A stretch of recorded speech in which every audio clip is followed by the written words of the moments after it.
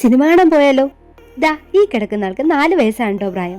ഈ 4 വർഷത്തിൽ ആദ്യമായിട്ടാണ് ഇയാളില്ലാതെ ഞാനൊരു സിനിമയ്ക്ക് പോകും. എന്തിനേറെ പറയുന്നു, ലേഡീസ് എടുക്കാൻ പോയപ്പോൾ പോലും ഞാൻ ഇവനെയും കൊണ്ടാണ് പോയത്. ഒരു ചേഞ്ചൊക്കെ വേണ്ടേ? ആളവിടെ കിടന്നുറങ്ങട്ടെ, നമുക്ക് പോയി മൂവി കണ്ടിട്ട് വരാം. അമ്മയായി കഴിഞ്ഞാൽ എവിടെങ്കിലും പോകുമ്പോൾ നമ്മുടെ കയ്യിൽ നിറച്ച് സാധനങ്ങളായിരിക്കും. ബാഗ്, കുപ്പി, തൊപ്പി, ഫുഡ്. എന്നെൻ്റെ കൈ ഫോൺ മാത്രം.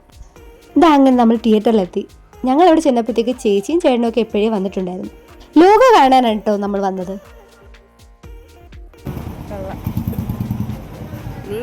ആറ്റിങ്ങലിലെ ഗംഗ തിയേറ്ററിലാണ് കേട്ടോ നമ്മൾ മൂവി കാണാൻ വന്നത്.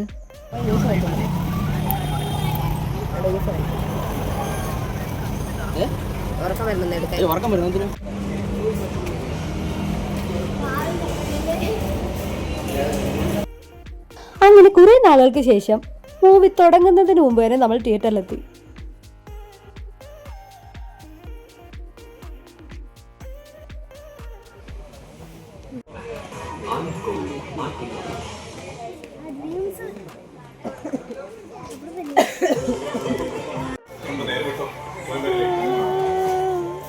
ഫസ്റ്റ് ഹാഫിൽ തന്നെ കയ്യിലിരുന്ന സ്നാക്സ് ഒക്കെ തീർന്നു. പിന്നെ താണ്ട് സെക്കൻഡ് ഹാഫ് ആയപ്പോഴത്തേക്ക് താണ്ട് അടുത്ത പോപ്കോൺ ഒക്കെ ആയിട്ട് വന്നിട്ടുണ്ട്. ശരിക്കും ഈ ടൈമിലൊക്കെ മോനിട്ടറിന് നല്ലപോലെ മിസ് ചെയ്തു. സാധാരണ പോപ്കോൺ ഒക്കെ വാങ്ങിച്ചാൽ നമുക്ക് കിട്ടാറേ ഇല്ല, ഫുൾ അവൻ തന്നെ തീർക്കാറാണ് പതിവ്.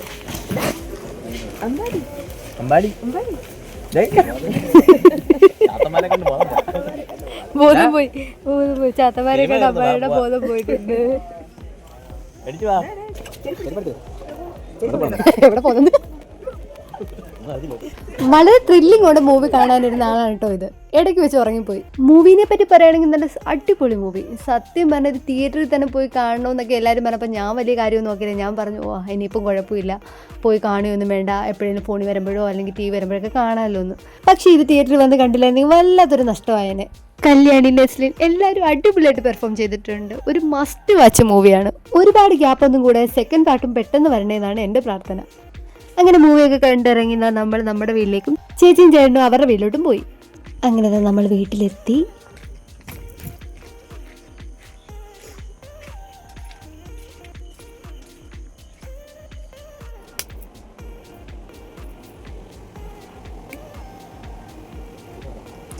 അപ്പോൾ എന്താ സുന്ദരൻ നല്ല ഉറക്കമാണ് ഇപ്പോഴും. Bye bye Tata. ഇത്രയേ ഉള്ളൂ കേട്ടോ നമ്മുടെ വീഡിയോ.